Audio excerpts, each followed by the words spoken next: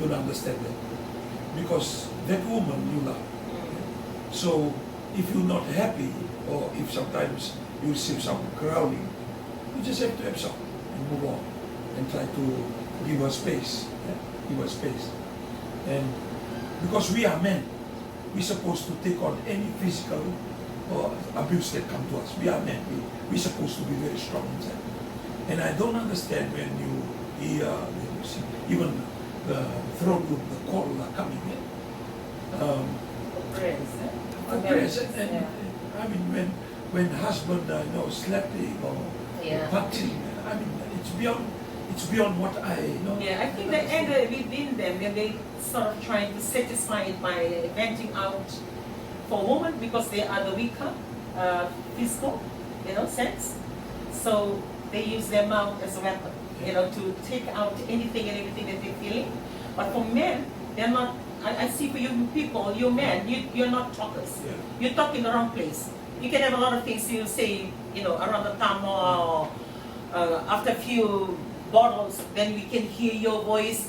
But to speak, I don't see men really speaking. You don't speak straight. You can not, most of you don't address issues. So you need this thing to sort of like psych you out to be able to do so. But in a normal level-headed person, it's very hard to hear men do that. So the only way for them to vent out their anger is through abuse, punching, or swears, or verbal, to take away their anger. And that's what I don't understand. Because men, they are physically built like that. They're supposed to absorb anything that comes their way. Yeah, but I believe it's now no longer have to do with the masculine men. It has to do with the inner man. Yeah. Because the inner man is the patience, the love. The inner man is the maturity. That's the inner man. Because the inner man is the anger and selfish. Because when you are childish, yeah, you'll be very quick to get angry, yes, to pay back, or you act like a child. Like one of the children. Yeah, because you are still a child inside. But when you're matured, you know how to do it. You will absorb everything that comes your way. Yeah, and then you choose the right moment to address it. You have a right moment, because we're supposed to be a priest. And that goes back to your spiritual upbringing, spiritual maturity. Yeah. Because when you are spiritually matured, you can absorb anything that comes your way. I believe that. Yeah. And every ridicule, every condemnation, you are able to absorb. Be able to absorb that. And also, like, and I believe it's lacking in a lot of marriage as well, on how appreciative that you must be, to appreciate the things around you. And say for women, if you know your husband has been putting the bill for the house, do the things that he does, take the time to say, oh, thank you. When you get on there, thank you. I just want to thank you. This house is beautiful. Or I want to thank you. I love this car. Really getting the car. Oh, thank you for getting this car, my husband. Then thank you. That gratitude, it has to be part of your relationship.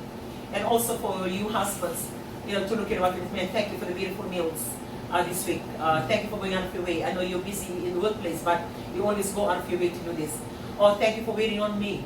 Like I went to work, or you are a homestay mom, and he goes to work, or you go to work. Go hang out with your friends. When you come home, your wife is still sitting up. Thank her. That gratitude to show, just to get the conversation going, that you're appreciating things around you. Or even if you have your parents staying at home and they are looking after them, tell them thank you. Thank you for looking after my dad. Thank you for looking after my mom. Because it's not their duty to do so. But when they do, you thank them. And that's one thing that I always tell my grandchildren. Don't just keep on eating. Don't just come and put on the table and, that's it. No. You take the time to say thank you. Or when you come in, you see your bed, the comforter has been changed, the bedsheet has been changed, come and say thank you. Because somebody took the time to do that for you. Or when you come and you see your uniform ironed, hanging, say thank you. Because as you go along and being grateful with the things around you, it's such a good feel. It creates such a beautiful environment to live in at home. Because you're always living out of gratitude. You don't take things for granted, or you don't take things that you're supposed to be looked after. You're supposed to have your food ready when you come home, and you're living your life like you're ordering people around